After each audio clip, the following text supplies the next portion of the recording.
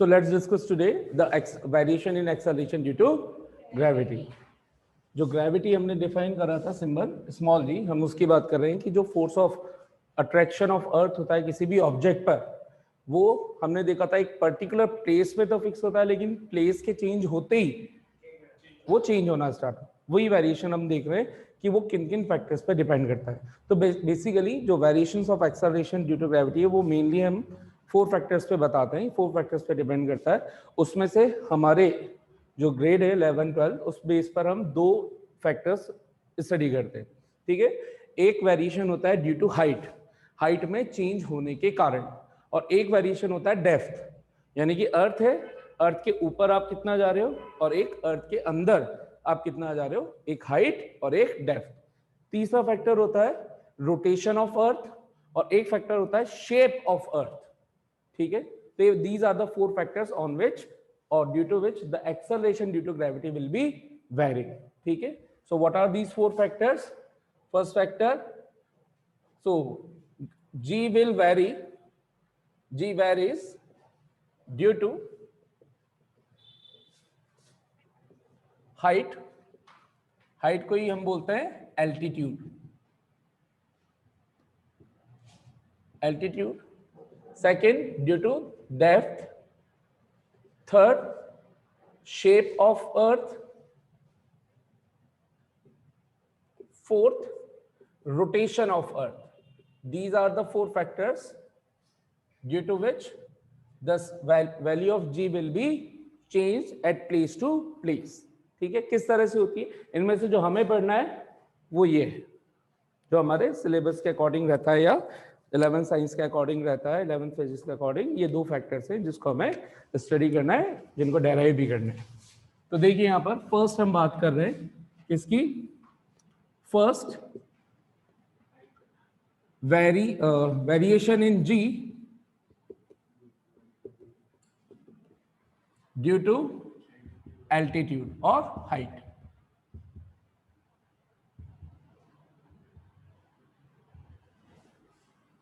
Let's suppose ये हमारी है अर्थ, और O is the center of the earth, M is the mass of the earth. यहाँ पर जो कुछ हम ड्राइंग बनाते हैं, जो कुछ डेरिवेशन में काम में लेने वाले होते हैं, आप हमेशा ध्यान रखिए कि डेरिवेशन को प्रोसीड कैसे करना होता है। जो भी कुछ आप मेंशन करें, everything you need to mention separately in wording, ठीक है। या तो आप पूरा थियोरेटिकल लिखें कि let m is the mass of the earth where O is the centre, या फिर आप इस तरीके से डिफाइन कर दीजिए, let m mass of the earth, O center of the earth, capital R radius of the earth,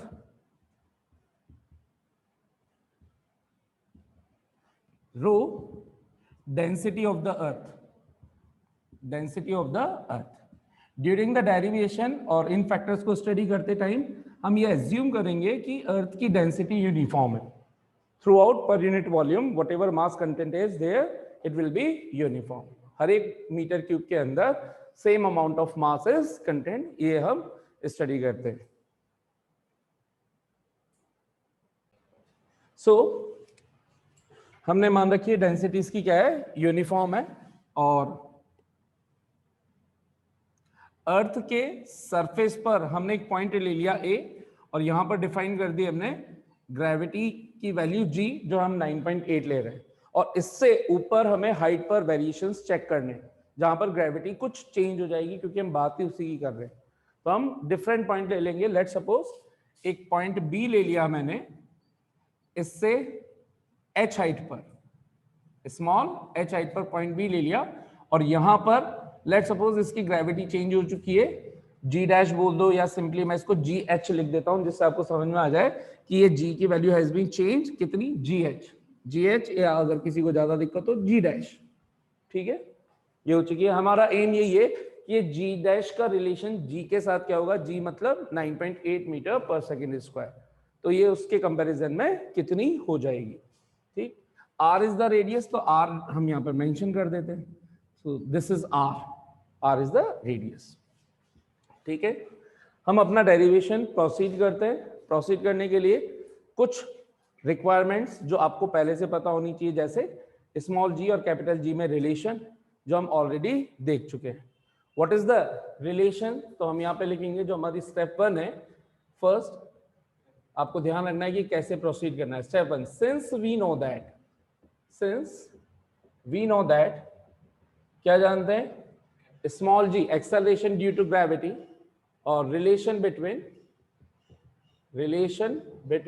small G and capital G at point A क्या होना चाहिए? Small G will be equal to G M upon are square, equation number 1। ठीक है, ये कैसे निकला था? Quick recap दे दूं मैं आप लोगों को। तो यहां पर अगर m मास का हम ऑब्जेक्ट अज्यूम करते थे, इसके बीच में ग्रेविटेशनल फोर्स निकलता था g कैपिटल M, अर्थ का मास जो पूरा कॉन्सेंट्रेट कहाँ मानते हैं? सेंटर ऑफ द अर्थ पर, और gm अपॉन, और इनके बीच की डिस्टेंस क्या होती थी? R square. और दूसरा इफेक्ट हम ये देखते थे कि अगर ये m मास का ऑब्जेक्ट है तो m मास पर ग्रेविटी के कारण फोर्स Fg कितना लगता है? mg। इन दोनों को इक्वेट करते थे हम, और इक्वेट करने से हमारे पास आता था mg is equal to G M small m upon are square. ठीक है, क्लियरली r हमने क्या ले रखी है? दोनों ऑब्जेक्ट के बीच की डिस्टेंस। ठीक है, दो पॉइंट्स जिनके बीच में हम फोर्स ऑफ ग्रेविटेशन कंसीडर कर रहे थे, उस वजह से g is equal to G M upon are square आ रहा है। अब हमने मास को कहां अज्यूम कर लिया है? b पॉइंट पर। तो हमारा एम है कि अगर m मास को हम b पॉइंट h हाइट पर लेकर के आ जाए तो क्या इस पर same force, same gravity acceleration due to gravity लगेगा या डिफरेंट होगा? तो क्या यहां पर डिस्टेंस चेंज हो गई क्या between earth and mass? B point पर कितनी हो गई ओवरऑल डिस्टेंस? चार्टे नहीं खा जाओगे, आर प्लस एच। डिस्टेंस कितनी हो गई अब बी पॉइंट और ओ के बीच में? R plus h. तो यहां पर जो भी अब at point B, therefore at point B, GH can be written as GM upon R plus H square। Capital G change नहीं होगा, M चेंज नहीं होगा। आप समझ सकते हैं वापस यहाँ पर GM small m upon R plus H का होल स्क्वायर, और ग्रेविटी फोर्स तो mg रहेगा। इन दोनों को फिर से इक्वेट करेंगे तो हमें क्या मिलने वाला है? GM upon R plus H का होल स्क्वायर। समझ में आया कैसे बनाया ये रिलेशन? क्लियर? आप चाहो तो डेरिवेशन में इसको भी लेकर के दोनों बार काम कर सकते हो, अदरवाइज ये डायरेक्ट मेथड है। क्या इक्वेशन 1 और इक्वेशन 2 आ चुकी है? हमें क्या कंपेयर करना है? GH चेंज हुआ है या नहीं। अगर चेंज नहीं हुआ होगा तो इन दोनों का रेशियो 1 आना चाहिए। लेट सपोज अगर मैं एक y1 इज इक्वल टू 5 ले रहा हूं और y2 इज इक्वल टू भी 5 है, तो इन दोनों का रेशियो 1 आएगा। इसका मतलब क्या हो जाएगा? y1 upon y2 is equal to 1, तो y1 is equal to y2 दिख भी रहा है। लेकिन अगर कुछ डिफरेंट होगा तो y1 will not be equal to y2। Clear है? मान लीजिए मैंने y2 ले लिया 3, तो रेशियो क्या होता है? y1 is equal to 5/3 of y2। Clearly it is greater than to 1, 5/3 greater than to 1, तो हम क्या बोलते हैं? y1 will be greater than to y2। और अगर इसको मैं रेसिप्रोकल कर देता, यानी कि यहाँ पे 7 ले लेता, 5/7 आता, वो 1 से छोटा आता, तो मैं इसका रिलेशन क्या लिखता? 5/7 अगर होता तो y1 less than 2y2। Simple है, वही मेथड हम यहाँ पे अप्लाई कर रहे हैं। तो जब हमें कोई चीज चेक करनी होती है, कंपैरिजन करना होता है, कॉन्सेप्ट क्या है? जब भी दो क्वांटिटीज को कंपेयर करना है, मींस उनका रेशियो फाइंड करो। सिंपल, कोई सी भी चीज को आपको कंपेयर करना है, कंपेयर वर्ड भी आता है, क्वेश्चन में लिखा होता है, न्यूमेरिकल्स में भी, कंपेयर देम। तो compare means divide them, take the ratio and then check it. Is that clear? तो देखिए यहां पर बाय हमें GH का रिलेशन चाहिए G से, so by 2/1 what do we get? GH upon G is equals to GM upon R plus H का whole square divided by GM upon R square. GM से जीएम कैंसिल, और ये कुछ ये वाला फॉर्मेट है, A upon B divided by C upon D. आपको पता है इसको कैसे लिखते हैं, A upon B into D by C. तो ये वाली क्वांटिटी चली गई है न्यूमरेटर में और ये वाली क्वांटिटी डिनोमिनेटर के अंदर। ठीक है, क्या हो गया, G H upon G is equal to r square upon are plus H का होल स्क्वायर। Equation number 3। क्या हम यहां से भी बोल सकते हैं इनका रेशियो 1 से बड़ा आ रहा है या छोटा आ रहा है? वो पता नहीं है, बहुत दिमाग हो, क्योंकि यहां पे आर है। क्या इसको ऐसे लिखा जा सकता है, R upon are plus H का होल स्क्वायर? आर की कोई वैल्यू खुद से सोच लो थोड़ी देर के लिए, सिर्फ समझने के लिए। मान लो 10। अब ऑब्वियस सी बात है कि 10 में कुछ ना कुछ तो ऐड होगा, चाहे 1 ऐड करो, चाहे 1.2 या 0.5, कुछ भी ऐड करो, नीचे वाली क्वांटिटी 10 से ग्रेटर ही आएगी। थोड़ी देर के लिए 1 मान लेता हूं, तो ये रेशियो 1 से छोटा आया कि बड़ा आया? 10 डिवाइडेड बाय 11, चांटे नहीं खाओगे तुम लोग, बहुत दिमाग हो। ये 1 से ग्रेटर आ रहा है। चलो कोई नहीं, मैं दूसरा एग्जांपल लेता हूं। आर की वैल्यू को 9 मान लिया, ठीक है। 9 में कुछ ऐड करना है, मैंने 1 ऐड कर दिया। डिनोमिनेटर क्वांटिटी न्यूमरेटर से बड़ी है या छोटी है? अबे यार, मैं जो पूछ रहा हूं उसका आंसर दो। छोटी है डिनोमिनेटर वाली क्वांटिटी। 9/10, न्यूमरेटर छोटा, डिनोमिनेटर बड़ा, तो आंसर हमेशा लेस देन टू 1। तो इसका मतलब क्या हम बोल सकते हैं कि ये जो क्वांटिटी बन रही है it should be less than to 1। 9/10 clearly 0.9, 0.9 is less than to 1। इसको मैं ऐसे लिख सकता हूं, it is less than to 1। अगर मैं यहां पे लिखता y1 अपॉन y2 का ये रेशियो चल रहा होता 9/10, then clearly it should be y1 upon y2 is less than to 1। तो मैं इसको ऐसे लिखता और इस y2 को उधर शिफ्ट कर देता, तो मुझे क्या मिलता है, y1 is less than to y2। यहां से कॉमन सेंस के बेस पे भी तो हम देख सकते हैं, ऊपर न्यूमरेटर है r, नीचे है r प्लस एच। न्यूमरेटर है छोटा, डिनोमिनेटर है बड़ा, तो डिनोमिनेटर वाली क्वांटिटी अगर इंक्रीज होगी तो इधर वाली क्वांटिटी डिक्रीज होगी। क्लियर? तो इसका मतलब मैं बोल सकता हूं क्या कि GH will be decreasing as compare to small g। समझ में आ गया? तो यहां से तो ये लॉजिक हमें समझ में आ गया कि जैसे जैसे हम हाइट बढ़ाएंगे, सोचो h की वैल्यू अभी 1 रखी, यहां पर 2 रखूंगा और बढ़ जाएगी, तो और छोटा आएगा 1 से। 3 रखूंगा और छोटा हो जाएगा। क्लियर है? तो इसका मतलब जैसे जैसे हम h की वैल्यू को इंक्रीज करते जाएंगे, GH की वैल्यू डिक्रीज होती जाएगी। h की वैल्यू जैसे जैसे इंक्रीज होगी, ओवरऑल क्वांटिटी डिक्रीज होती जाएगी, तो GH की वैल्यू भी क्या होती जाएगी, डिक्रीज। क्लियर है क्या कॉन्सेप्ट? ठीक है, तो ये तो हो गया वन ऑफ द रिलेशन जहां से लॉजिक से हमें समझ में आ गया कि based on this relation we can say that value of G at height h decreases। ठीक है, as we increase the height, value of acceleration of gravity will be decreasing। ठीक है, अच्छा अब इसको अगर हम बात कर लें, स्पेशल केस ले लें। स्पेशल केस क्या ले रहे हैं हम, ये if h is very very less than to r। अगर h को हम r के कंपैरिजन में बहुत छोटा ले रहे हैं, उस केस में कितनी इसकी वैल्यू हो जाएगी एग्जैक्टली वो हम रिलेशन फाइंड करने वाले हैं, ताकि अगर हमारे पास न्यूमेरिकल आए तो हम बता सके कि कितने से चेंज आने वाला है। क्लियर? अच्छा, तो जब ये होगा तो हम इसी रिलेशन को फिर से लिख रहे हैं। तो since GH upon G is equal to R square upon R plus H का होल स्क्वायर। मैंने क्या किया, R बाहर निकाल लिया। जब इस ब्रैकेट में से R बाहर निकालूंगा तो यहां पे क्या है, स्क्वायर, तो क्या बाहर आएगा, R स्क्वायर। समझ में आती है बात? कोई ऐसा जिसको नहीं समझ में आ रहा तो मैं अलग तरीके से बता सकता हूं। सभी को समझ में आ रही है बात? R स्क्वायर बाहर आ गया, 1 प्लस एच अपॉन R। ठीक है,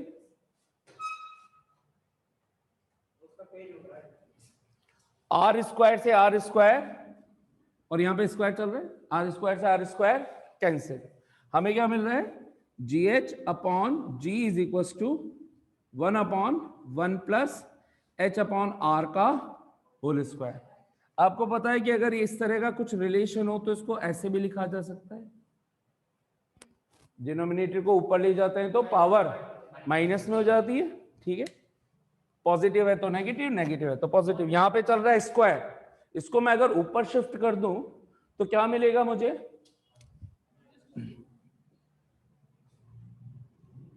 G H upon G is equal to 1 plus H upon R power -2। इसको मैं एक इक्वेशन दे देता हूं, इक्वेशन नंबर 4। जो लोग मैथ्स के स्टूडेंट हैं और जिन्होंने बाइनोमियल थ्योरम पढ़ रखी होती है, बाइनोमियल थ्योरम पढ़ रखी होती है, उनको ये रिलेशन का एक फॉर्मेट नजर आता है। लेकिन अब क्योंकि आप में से मैक्सिमम लोगों ने बाइनोमियल अभी नहीं पढ़ी है, और ठीक है कोई बात नहीं, जिसने नहीं पढ़ी और बायो वाले पढ़ते नहीं है, तो आप लोगों को अब ध्यान रखना है एक फॉर्मेट, वो फॉर्मेट कहलाता है 1 प्लस हो या माइनस हो कुछ भी, 1 प्लस माइनस एक्स की power n, 1 plus minus x की पावर n, यानी कि ये 1 प्लस एक्स की पावर n फॉर्मेट भी हो सकता है, 1 माइनस एक्स की पावर n फॉर्मेट भी हो सकता है। अगर ऐसा कोई फॉर्मेट आपको दिख जाए फिजिक्स में कहीं पे भी, ठीक है, and if x is less than to 1, x की वैल्यू क्या हो, लेस देन टू 1 हो, then we apply binomial theorem. What do we apply, binomial theorem. तो बाइनोमियल थ्योरम तभी अप्लाई होगी इस फॉर्मेट में जब कंडीशन है x should be less than to 1। अगर ग्रेटर देन टू 1 हुआ तो बाइनोमियल थ्योरम डायरेक्टली हम इसमें अप्लाई नहीं करेंगे, फिजिक्स में डेरिवेशन करते रहे, ठीक है। अच्छा, जब ऐसा क्यों होगा, उसका रीजन है कि जब इसका एक्सपेंशन, इसका एक पर्टिकुलर फॉर्मूला होता है, वो फॉर्मूला हमारे लिए रिक्वायरमेंट नहीं है, बस ये मैं बता देता हूं कि ये जो n लिखा हुआ है वो n इसके साथ आकर के मल्टीप्लाई होगा, क्या, जो भी साइन है, प्लस है तो प्लस, माइनस है तो माइनस, इसके थ्रू हम क्या लिखेंगे, 1 plus N X plus n into N minus 1 X square by factorial 2, ऐसा कुछ आएगा। कहने का मतलब है x की पावर्स इंक्रीज होती जाएंगी, थर्ड टर्म में x क्यूब आ जाएगा, फोर्थ टर्म में x4 आ जाएगा, x की पावर्स क्या होती जाएंगी, इंक्रीज। अब थोड़ी देर के लिए सोचना, x की वैल्यू को हमने क्या ले रखा है, 1 से छोटा, कोई भी रैंडम वैल्यू मेरे को दे दो जो x 1 से छोटा हो, 0.5, चलो 0.5 है तो फर्स्ट टर्म आती 1 plus N into 0.5, second term जो भी आती उसमें एक्स स्क्वायर फैक्टर आ रहा है, एक टर्म आ रही है एक्स स्क्वायर, तो एक्स का स्क्वायर करता तो सोचो ये आंसर क्या बनता, 0.25। बताओ 0.5 और 0.25 बड़ा कौन, 0.5 का मतलब 0.50। इसी तरह से थर्ड टर्म आती तो वो क्या होता, 0.5 का क्यूब कितना होता, 0.125, 3 डिजिट के बाद पॉइंट लगता ना, 5 5 जा 25, 25 5 जा 125, 3 डिजिट के बाद पॉइंट लग गया, यानी कि एक तरह से 0.12। क्या ये वैल्यू कंटिन्यूएशन में और डिक्रीज होती जा रही है, यहां 0.50 था, आप ऐसे समझ लो, ये 250 है, 125 है, जैसे जैसे x की पावर्स इंक्रीज होंगी, क्योंकि x खुद 1 से छोटा है, तो उसकी पावर्स बढ़ने पर ये फैक्टर्स और छोटे होते जाएंगे। इसका मतलब मैं इस फैक्टर के साथ इन फैक्टर्स को ऐड करूं या ना करूं, हमारे कैलकुलेशन में फर्क नहीं पड़ेगा, ठीक है। तो हम क्या करते हैं फिजिक्स में, हम बोलते हैं फर्स्ट टू, ये वाली फर्स्ट टू टर्म्स लेते हैं और इनको बोलते हैं higher powers of X should be neglected.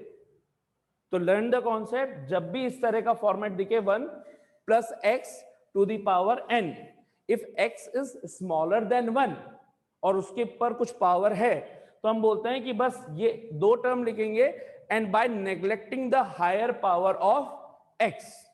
Is that clear, समझ में आया, मैं इसको लिख भी रहा हूं वर्डिंग में भी, यहां पर देखिएगा, क्या यहां पर इस पूरे को मैं x कंसीडर कर सकता हूं? तो ये 1 प्लस एक्स की पावर -2 हो गया।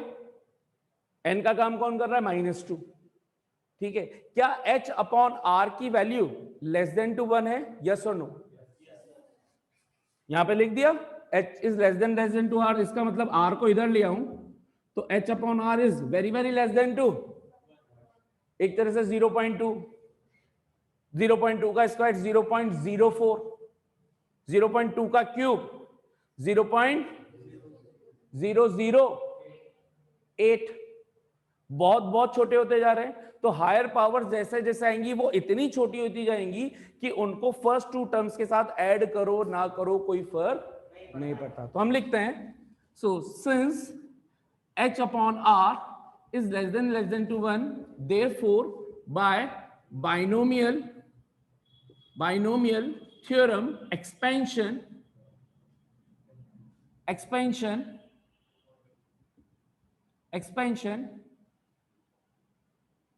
we get क्या मिलेगा? gh upon g is equal to 1, ये -2 पूरा का पूरा इस साइन के साथ मल्टीप्लाई हो जाएगा और बन क्या जाएगा? -2h upon r। अभी अभी बताया 1 प्लस एक्स की पावर n, क्या लिखेंगे? 1 plus N X plus higher powers of x and they should be neglected. तो यहां पे भी मैं लिख रहा हूं plus higher powers of h by r and by neglecting them, and by क्या लिखेंगे यहां पर? Neglecting them. ठीक है, ये चीज आपको इतनी समझ में आनी चाहिए। कहीं पे भी ऐसा फॉर्मेट आएगा पूरी फिजिक्स में, आपको ये डायरेक्ट प्रोसेस अप्लाई करना है। इसमें बाइनोमियल थ्योरम पूरी आपको आती हो नहीं आती हो डजंट मैटर, ये अभी जो कॉन्सेप्ट बताया इतना कॉन्सेप्ट सफिशिएंट है। क्लियर है? हाँ भाई, उधर आप सब लोग समझ में आ गया क्या?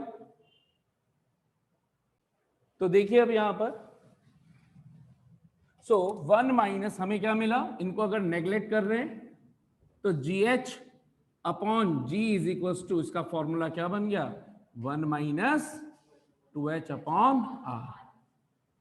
ठीक है, या फिर इसको आप दूसरे तरीके से लिखना चाहो तो gh is equal to 1 minus 2h upon r into g।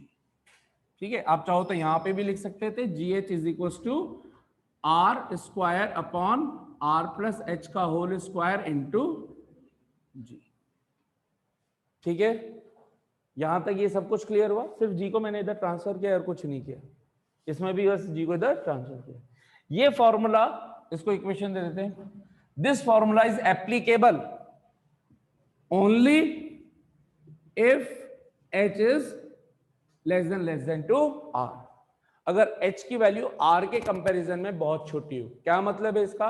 r की वैल्यू होती है 6400 किलोमीटर, उसके कंपैरिजन में अगर मैं h 20 kilometre, 10 kilometre, 1 kilometre, 100 metre, 500 metre, 200 metre ऐसा कुछ भी ले रहा हूं तो मैं ये फॉर्मूला अप्लाई करूंगा।